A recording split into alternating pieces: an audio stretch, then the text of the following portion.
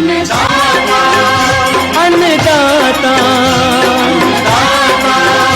अन्नदाता नीत तुम्हारा अन्नदाता, पग पग पर है संग तुम्हारे अन्नदाता। लहू किसानों का बन के पसीना सींचता है धरती का सीना, मेहनत का तेरी हक दिलवाने, नई तकनीक नई खोज बताने। पशुधन को गुणवान बनाना, पौध सुरक्षा को सिखलाना, खेती के सब गुर समझाने, भारत का सरताज बनाने, आठों पहर है संग तुम्हारे अन्नदाता अन्नदाता। नमस्कार, मैं हूं अवंतिका श्रीवास्तव। आप सभी दर्शकों का अन्नदाता कार्यक्रम में स्वागत करती हूं। किसान का जीवन बहुत मुश्किल होता है। वो अपने खेतों में लंबे समय तक काम करते हैं, उसका ध्यान सदैव फसल में ही लगा रहता है, अपनी कड़ी मेहनत की ताकत पर अपना जीवन व्यतीत करते हैं। और ऐसे ही किसानों की प्रगति के लिए हम खेती बाड़ी से जुड़ी हुई बहुत सी नई और लाभकारी जानकारियां हर रोज सुबह लेकर आते हैं। तो चलिए कार्यक्रम शुरू करते हैं। पहले देखते हैं क्या है आज के अन्नदाता में। सीताफल की उन्नत किस्में और नए बाग लगाने का तरीका।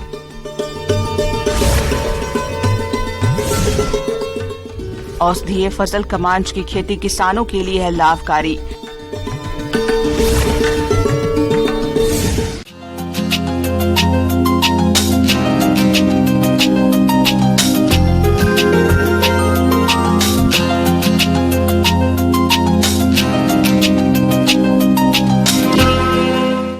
शरीफा एक मीठा व स्वादिष्ट फल है। इसे सीताफल भी कहा जाता है। बिहार और झारखंड की भूमि और जलवायु शरीफा की खेती के लिए अत्यंत उपयुक्त है। अभी इसके नए बाग लगाने का सही समय चल रहा है। अगर आप भी शरीफा के नए बाग लगाने जा रहे हैं तो कौन कौन सी किस्मों की खेती करें, आइए जानते हैं बिरसा कृषि विश्वविद्यालय जिला रांची के कृषि वैज्ञानिक डॉक्टर पवन कुमार से।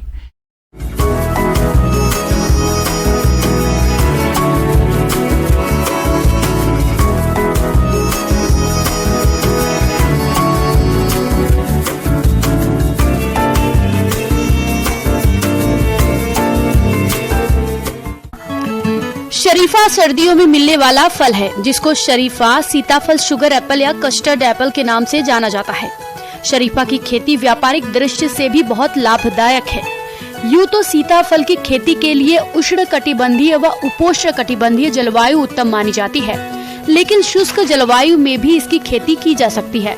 अधिक ठंड इस फसल के लिए हानिकारक होती है। झारखंड में शरीफा बहुतायत रूप में उगाया जाता है, क्योंकि यहाँ की मिट्टी जो है वो शरीफा के लिए बहुत ही उपयुक्त है। और इसको हम ढालवा में भी कर सकते हैं, जिसको हम लोग कंटूर कहते हैं। ढालवा में भी हम लोग शरीफा का पौधा लगाते हैं। दूसरा कि समतल में भी लगाते हैं और वर्गाकार हम लोग लगा सकते हैं।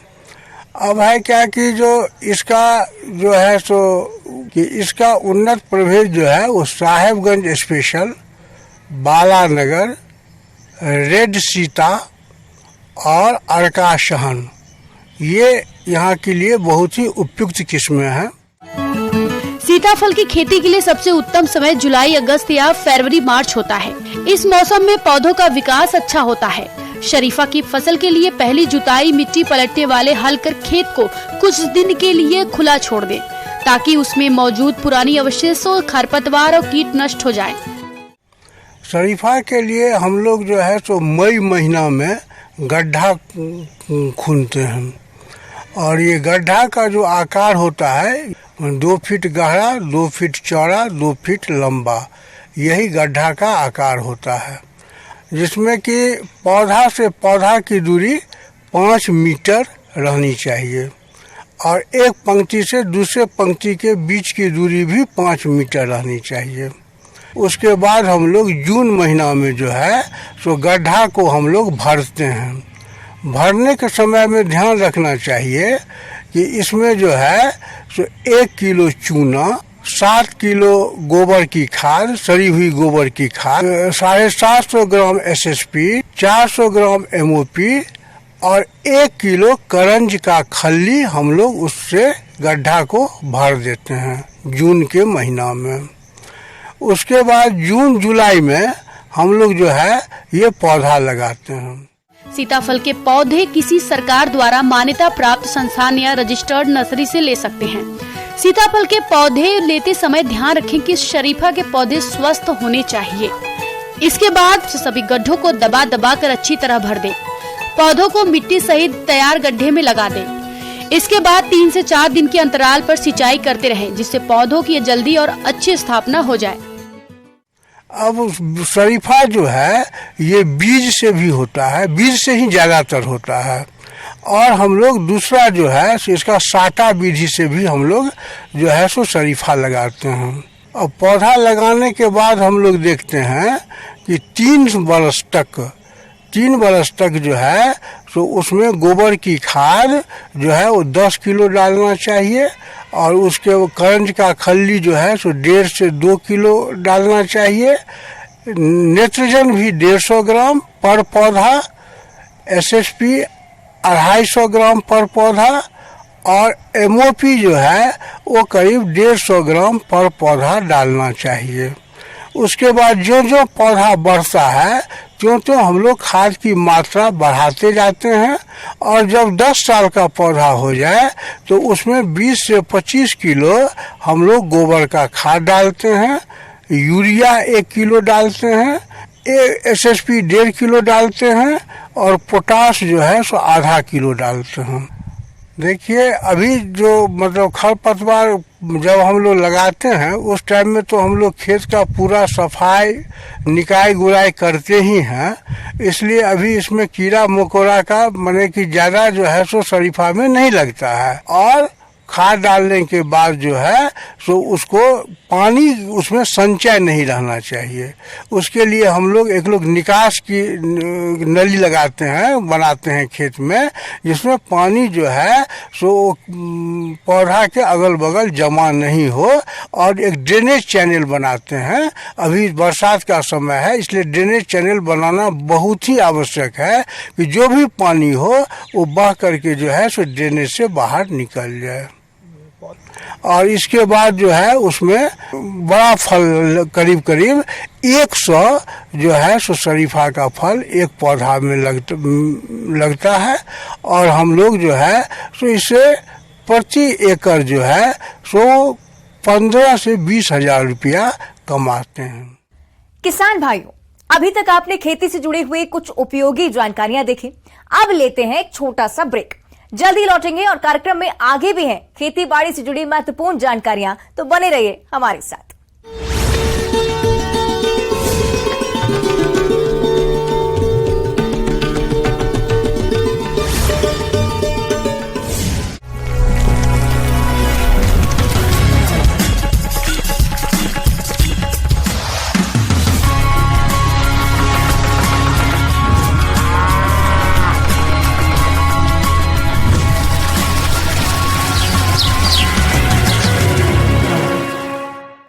ब्रेक के बाद आप सभी दर्शकों का अन्नदाता में स्वागत है। चलिए अब रुक करते हैं अगली कड़ी की ओर।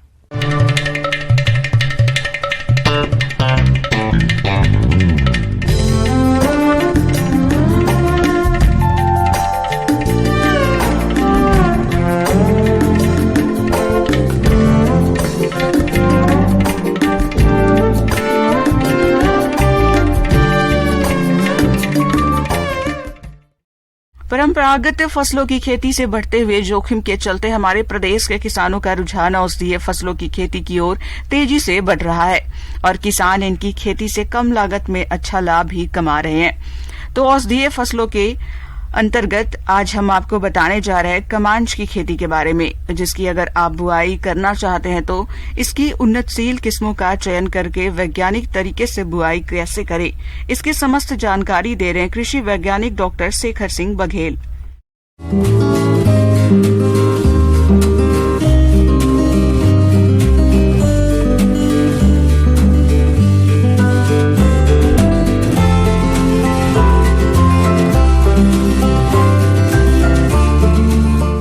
विशेष रूप से कुछ किसान भाई औषधि पौधों की खेती की तरफ जा रहे हैं। इसमें विशेष रूप से आजकल जो किसान भाई केमाच फसल जो है उसकी भी खेती बहुतायत में करते हैं। और केमाच की जब हम खेती करते हैं तो ये एक बहुत ही अच्छी औषधि फसल है जिसकी खेतों में बहुत अच्छी इसकी किस्म आ चुकी है। पहले जो हमारी जंगली प्रजातियां थी उसके कारण खुजलियां होती थी और किसान भाई इनकी खेती नहीं करते थे, लेकिन अब बिना खुजली वाली हमारी केमाच की किस्में जो हैं वो खेतों में बुआई के लिए हमारे पास उपलब्ध हो चुकी हैं। तो ऐसी किस्मों का चयन कर हम अगर केमाच की खेती करते हैं तो आप अपनी आय में अच्छा लाभ प्राप्त कर सकते हैं। किसान भाइयों, कोच की खेती किसी भी तरह की मिट्टी में की जा सकती है। भारी चिकनी, पथरीली, बंजर और जल भराव वाली भूमि में भी इसकी खेती आसानी से कर सकते हैं। इसके अलावा किसी भी पीएच मान वाली भूमि में फसल लगाकर अच्छा मुनाफा कमा सकते हैं। इसके लिए आपको चाहिए कि सबसे पहले खेत की तैयारी करें। खेत की तैयारी में पहले 2 बार आप कल्टीवेटर चलाएं और उसके बाद 1 बार उसमें रोटावेटर है उसके माध्यम से हम खेत को समतल कर लें। और जब खेत आपका अच्छी तरीके से तैयार हो जाए उसके बाद में आप इसमें बुआई करें। और इस बात का ध्यान रखें कि जब हम खेत तैयार कर रहे हैं उसके पहले हम लगभग 3 से 4 ट्रैक्टर अच्छी सड़ी हुई गोबर की खाद अगर हम खेत में फैला देवें तो निश्चित रूप से ऑर्गेनिक मैटर आपके खेत में बहुत अच्छा बढ़ जाएगा। तो जब भी हम खेत तैयार करते हैं उस समय हमको लगभग 20 किलोग्राम नत्रजन, 80 किलोग्राम फास्फोरस और 60 किलोग्राम पोटास जो है वो हमें खेत तैयार करते समय ही देना है ताकि फसल की बढ़वार अच्छी हो। कोच के पौधों को अधिक पानी की जरूरत होती है, इसलिए बीजों की बुआई के लिए बारिश का मौसम सबसे उपयुक्त होता है। इस दौरान बीजों की बुआई 15 जून से 15 जुलाई तक की जाती है।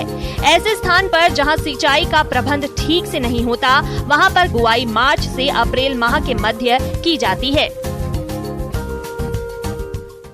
जब हम बुआई करते हैं तो उसके पहले सबसे प्रमुख बात है बीजोपचार की। और बीजोपचार करने के लिए हमें चाहिए कि प्रति किलोग्राम केमाच के बीज में लगभग 2 से 3 ग्राम बावेस्टिन दवा प्रति किलोग्राम बीज के हिसाब से अच्छी तरीके से उसको मिलाकर और उसके बाद उसकी बुआई करें। और जब खेत तैयार हो जाए तो उसके बाद इस बात का विशेष रूप से ध्यान रखें कि जब हम खेत तैयार कर रहे हैं उसके बाद खेतों में हमारा जो 3 बाई 3 जो हमारा लाइन है उसकी मेड़ बना लें और पानी का भराव ना हो।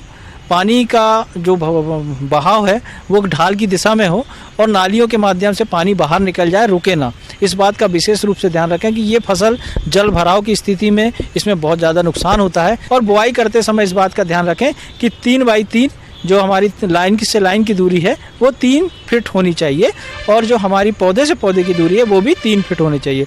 इस प्रकार से जब आप बुआई करें और पानी का भराव विशेष रूप से ध्यान रखें कि पानी का भराव आपके खेत में नहीं होना चाहिए, क्योंकि ये बेल के रूप में फैलता है और इसमें बहुत अच्छा आपको उत्पादन होता है। जब आप बुआई कर देते हैं तो इस बात का ध्यान रखें कि खेत में पानी की कमी भी नहीं होना चाहिए। पानी चूँकि जल भराव हो रहा है तो पानी खेत से बाहर आना चाहिए, लेकिन अगर पानी की कमी हो रही है तो भी वानस्पतिक वृद्धि कम होगी और पौधों की बढ़वार अच्छी नहीं होने से आपका उत्पादन अच्छा नहीं होगा। तो इस बात का ध्यान रखें कि ये लगभग 6 से 7 महीने की फसल होती है और इसमें जब आपकी वर्षा ऋतु खत्म हो जाएगी तो उसके बाद आपको खेत में पानी की कमी देखी जाती है। तो ऐसे समय में आपको 1 से 1.5 महीने के अंतराल में पानी की सिंचाई आपको खेत में करनी ताकि खेत में पर्याप्त नमी बनी रहे और पौधों का विकास अच्छा होता रहे और उत्पादन भी अच्छा प्राप्त हो।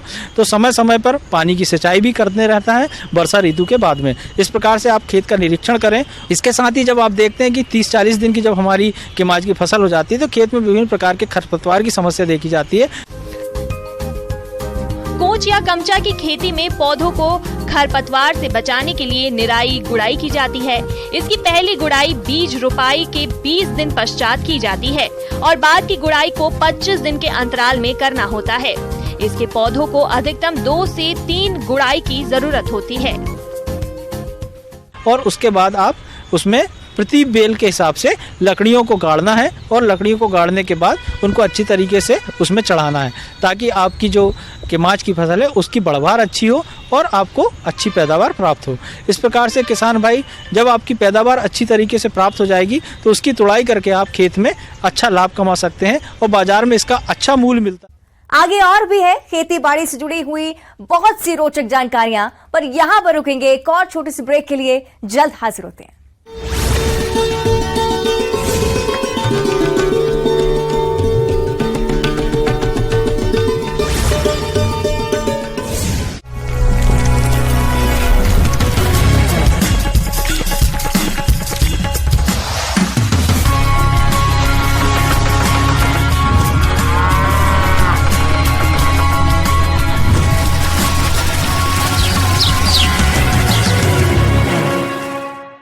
ब्रेक के बाद एक बार फिर से आप सभी दर्शकों का अन्नदाता कार्यक्रम में स्वागत है। बढ़ते हैं।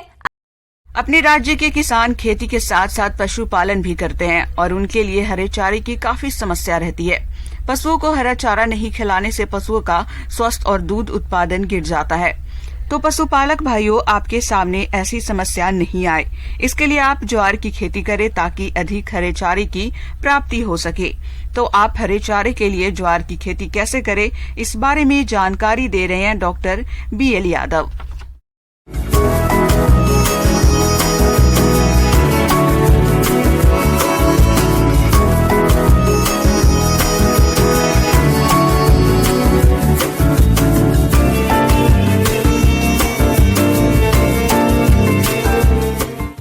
हमारे जो किसान भाई है वो खेती के साथ में पशुधन रखते हैं, और पशुधन रखते हैं तो सूखे चारे के साथ साथ में हरे चारे की भी बहुत आवश्यकता होती है। और हमारे किसान भाइयों को जो वर्ष भर हरे चारे की जो उपलब्धता है वो सुनिश्चित करनी होती है कि वर्ष भर यदि हमारे पशुओं को हरे चारे का जो पूरा साइकिल मिलता रहे तो निश्चित रूप से दूध में भी बढ़ोतरी होती है, और जो लागत है हमारे किसान भाइयों की पशुपालन में वो लागत भी दुधारू पशुओं के लिए कम आती है, और साथ में पशु का स्वास्थ्य भी अच्छा रहता है, उसका जो है बॉडी वेट भी अच्छा रहता है, और दूध उत्पादन में जो फैट % है ठीक रहते हैं, और सारे पोषक तत्वों की पूर्ति होती है। इसी चीज को देखते हुए हमारे किसान भाई जैसे ज्वार की फसल को हरे चारे के रूप में लेते हैं, क्योंकि ज्वार एक ऐसी फसल है जिसमें क्रूड प्रोटीन, फाइबर जो पशु के लिए आवश्यक पोषक तत्व होते हैं वो काफी अच्छी मात्रा में इसमें पाए जाते हैं। पशु बड़ा इसको चाव से खाता है, और हरे चारे की जो फसल है इसका जो चारा है बहुत ही पौष्टिक और स्वादिष्ट होता है, और इससे हेम साइलेज बहुत अच्छा बनता है। किसान भाइयों, ज्वार की खेती के लिए शुरुआत में खेत की एक गहरी जुताई करें।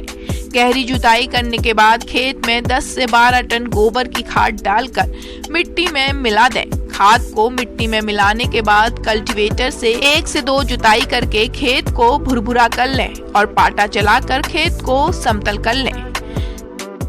भूमि जो हल्की से मध्यम प्रकार की जो भूमि है उसमें हमारे किसान भाई इसको लगा सकते हैं। कम बारिश वाले एरिया में इसको लगाएंगे तो पानी की आवश्यकता होती है, तो बारिश जहाँ ठीक अच्छी मात्रा में होती है वहाँ पे इस फसल को लगाए तो ये फसल बहुत तेजी से बढ़ने वाली है। और इस फसल का जो है हमारे किसान भाइयों को हरी चारे की जो उपज मिलती है तो वो जो करीबन 2-3 महीने बढ़िया से जो मिलती है। और इसकी उन्नत किस्मों की हम चर्चा करेंगे। बहुत सारी उन्नत किस्में उपलब्ध है हमारे किसान भाइयों को। तो एक कटाई वाली जैसे किस्म की हम बात करें, बहु कटाई की हम बात करें कि SSG 59-3 जो किस्म है और MP चरी है, तो इन चरी को जो है हम लेके हमारे किसान भाई बुआई कर सकते हैं। सिंचित इलाकों में इस फसल के लिए 80 किलोग्राम नाइट्रोजन और 50 किलोग्राम फास्फोरस की आवश्यकता होती है। यूरिया की आधी मात्रा और फास्फोरस की पूरी मात्रा बिजाई से पहले और कर दें, और यूरिया की बची हुई आधी मात्रा बिजाई के 30 से 35 दिनों बाद खड़ी फसल में डालें। और कम वर्षा वाले क्षेत्रों यानी बरानी इलाकों में 50 किलोग्राम नाइट्रोजन और 30 किलो फास्फोरस प्रति हेक्टेयर देना चाहिए। यूरिया की आधी मात्रा और फास्फोरस की पूरी मात्रा बिजाई से पहले पूर्व कर दें, और यूरिया की बची हुई आधी मात्रा बिजाई के 30 से 35 दिनों बाद खड़ी फसल में डालें। सबसे पहले ध्यान रखने की इसका जो बीजोपचार है वो 3 से 4 ग्राम थायरम प्रति किलो बीज के हिसाब से लगा के ज्वार के बीज को उपचारित करेंगे तो निश्चित रूप से जो बीज जनित बीमारियां, भूमि जनित बीमारियां, उस बीमारियों से बचाव कर सकते हैं। और साथ ही बीज की मात्रा, दाने वाली फसलों के लिए बीज की मात्रा कम होती है, लेकिन चारे वाली फसलों के लिए बीज की मात्रा अधिक होती है। 35 से 40 किलोग्राम प्रति हेक्टेयर बीज की आवश्यकता होती है, और इस बीज को सिंगल भी लगा सकते हैं। और साथ में यदि इस चारे की अच्छी गुणवत्ता बढ़ानी है तो जो लोबिया होता है उससे मिलवा जो खेती है, मिलवा जो है इसके साथ में बीज मिला के यानी 10 से 12 किलो उसका भी यदि बीज इसके साथ में लगाएंगे तो निश्चित रूप से ये चारा जो है बहुत अच्छी क्वालिटी का बन जाता है, और सीड ड्रिल से इसकी बुआई कर सकते हैं। तो हमारे किसान भाइयों को ये ध्यान रखना है कि इस प्रकार से हम इसकी बुआई करें। साथ ही इसमें खरपतवार प्रबंधन की बात आती है, क्योंकि जब फसल लगाते हैं तो शुरुआती अवस्था में फसल देरी से बढ़ती है तो उस टाइम खरपतवारों से काफी नुकसान होता है। तो उस समय क्योंकि खड़ी फसल में कोई खरपतवारनाशी का उपयोग नहीं करना है, लेकिन जब फसल की बुआई करते हैं हम तो आधा किलो जो एट्राजिन है 50% WP बुआई के तुरंत बाद खेत में पर्याप्त मात्रा में नमी हो और बीज उगने से पूर्व उसका यदि स्प्रे करेंगे तो निश्चित रूप से हमारे खेत में खरपतवारों की समस्या नहीं आएगी। और इसकी लाइन सोइंग करेंगे तो उसमें निराई गुड़ाई अच्छे से हो सकती है। तो जैसे 25-30 दिन की फसल हो जाए उस टाइम में हम निराई गुड़ाई करके भी खरपतवारों को निकाल सकते हैं। ज्वार की यदि एक से अधिक कटाइयाँ ले रहे हैं तो प्रत्येक कटाई के बाद सिंचाई के समय 25 से 30 किलो यूरिया छिटक कर फसल में इरें। ऐसा करने से ज्वार की अच्छी बढ़वार होती है और अधिक चारे का उत्पादन मिलता है। और ध्यान ये रखने की बात है कि ज्वार की फसल की जो कटाई है, जो इसमें एशियन धुरीन नाम का जो तत्व है इनकी जड़ों में पाया जाता है, तो उसको ध्यान में रखते हुए हमारे किसान भाइयों को ये ध्यान रखना चाहिए कि जब ये ज्वार की फसल बुआई से लेकर 50-55 दिन की, उससे पूर्व इसको काट के पशुओं को नहीं खिलाए। यदि उस समय पे खिलाएंगे तो पशुओं में उस तत्वों की मात्रा ज्यादा होती है, तो वो पशु को नुकसान पहुंचा सकती है।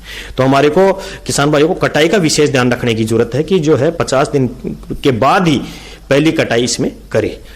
तो इससे हमारी जो है एक कटाई वाले से एक कटाई ले सकते हैं और बहु कटाई वाली के जो है उसकी फिर दूसरी कटाई जो है उसके 20 से 25 दिन बाद में फिर ले सकते हैं।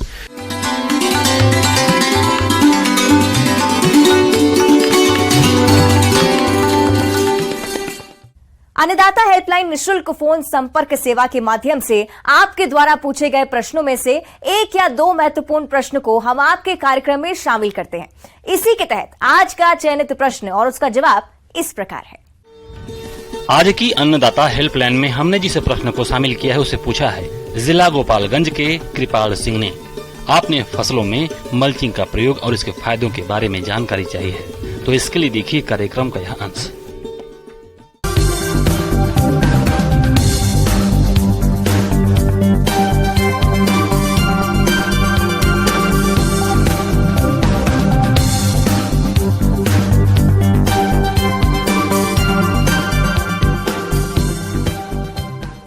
उद्यानिक फसलों में मल्च का क्या महत्व है, मल्च है क्या, पहले इसको समझने का प्रयास करें। मल्च, इसको हिंदी में हम लोग पलवार कहते हैं। पलवार मतलब होता है कि ज़मीन को ढकना। कोई ज़रूरी नहीं है कि पलवार में प्लास्टिक मल्च ही हो। जैसे हमारे किसान के पास सागवान का पत्ता है, पुआल से ढक सकते हैं।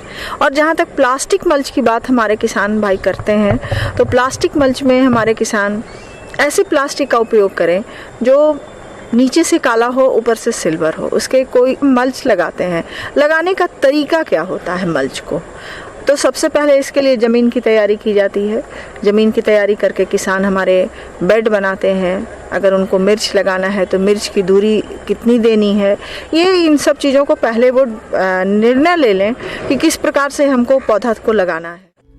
किसान भाइयों, अगर आपको मल्चिंग विधि से खेत में सब्जी लगानी है तो सबसे पहले खेत की अच्छी तरह ट्रैक्टर से जुताई कर लें। इसके बाद गोबर की खाद को मिट्टी में अच्छे से मिला दें।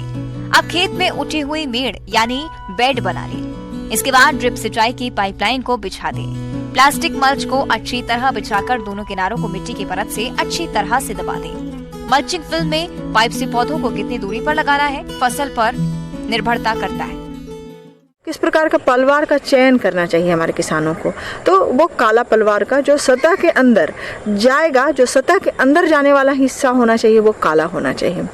और जो सतह के ऊपर उसको सिल्वर की तरह, सिल्वर कलर का रंग का लेना चाहिए। सूर्य की किरणें उस पर गिरती हैं तो वो परावर्तित होकर के पुनः उन्हीं पौधों पर पड़ता है। तो इसमें प्रकाश संश्लेषण की क्रिया है वो ज़्यादा अच्छे से होता है, उत्पादन ज़्यादा अच्छे से प्राप्त होता है, ज़्यादा प्राप्त होता है। अलग अलग फसलों में अलग अलग प्रकार की माइक्रोन मल्च शीट का उपयोग किया जाता है। जैसे सब्जी वर्गीय फसलों के लिए 25 माइक्रोन, 2 वर्षीय फसलों जैसे केला पपीता के लिए 50 माइक्रोन और बहुवर्षीय फसलों के लिए 100 माइक्रोन का उपयोग किया जाता है, जिसकी कीमत भी अलग अलग होती है।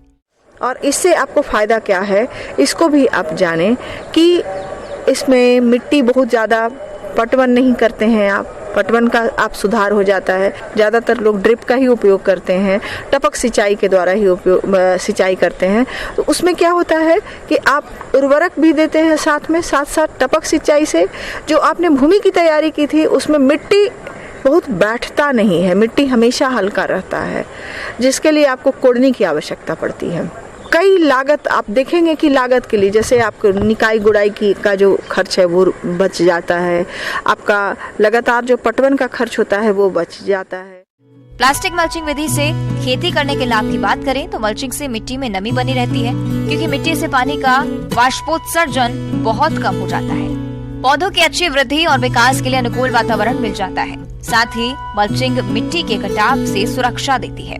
और फसलों के बीच उग रहे खरपतवार का विकास नहीं होने देती, जिससे पौधे लंबे समय तक सुरक्षित रहते हैं। मल्चिंग भूमि को कठोर होने से बचाती है, जिससे पौधों की जड़ों का विकास अच्छी तरह से होता है। लंबे समय तक बारिश न होने की दशा में मल्च आपके गार्डन या लैंड स्पेस को होने वाली हानि से भी बचाता है। ये मिट्टी के ऊपर सुरक्षा कवच की तरह काम करता है, जो ज्यादा गर्मी में मिट्टी को ठंडा रखता है और ये पौधों के जड़ों के लिए बहुत आरामदायक स्थिति प्रदान करता है। पलवार लगाने से क्या फायदा ये हुआ आपको कि ये सब तो पौधों को फायदा हो रहा है। दूसरा फायदा क्या होता है कि अनावश्यक कीड़ा मकोड़ा का आक्रमण आपके बैगन, मिर्च या कोई भी उद्यानिक फसल लगा रहे हैं, पपीता में मल्चिंग कर देते हैं, तो बहुत सारी चीज़ों की अनावश्यक जो आप खर्च कर रहे थे उस खर्च से आप बच जाते हैं।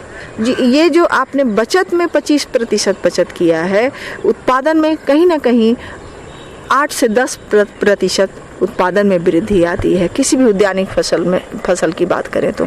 दूसरा फायदा है कि अगर एक जमीन में मल्च आपने लगा दिया है और अगर उससे सुरक्षित रख पाते हैं तो आप इसको अगले फसल में भी उपयोग कर सकते हैं। उसे पुनः हटाने की आवश्यकता नहीं है। जैसे बैगन का फसल खत्म हो गया है तो आप बैगन को हटा दीजिए, उसकी जगह पर भिंडी लगा दीजिए, उसकी जगह पर जो आपके लिए फसल उपलब्ध है, बिचड़ा उपलब्ध है, आप उसको लगा सकते हैं। इसमें हमारे किसान भाइयों का प्रबंधन बहुत ज़्यादा महत्वपूर्ण रहेगा कि वो किस प्रकार का मल्च उपयोग करना चाहते हैं। कृषि से उत्पादित मल्च का उपयोग करना चाहते हैं कि वो प्लास्टिक मल्च उपयोग करना चाहते हैं, लेकिन उपयोग करने से पहले किसान भाइयों को इसके बारे में पूरी तरह से जानकारी ले लेनी चाहिए। किसान भाइयों, अन्नदाता आपकी सेवा के लिए संकल्परत है। कृषि संबंधित समस्या और सुझावों के लिए आप हमें इस पते पर संपर्क कर सकते हैं। प्रोड्यूसर अन्नदाता, news 18 Bihar Jharkhand, Ramoji film city, Hyderabad 501512। साथ ही आप हमें ईमेल भी कर सकते हैं। हमारा ईमेल है p18annadatabihar@nw18.com।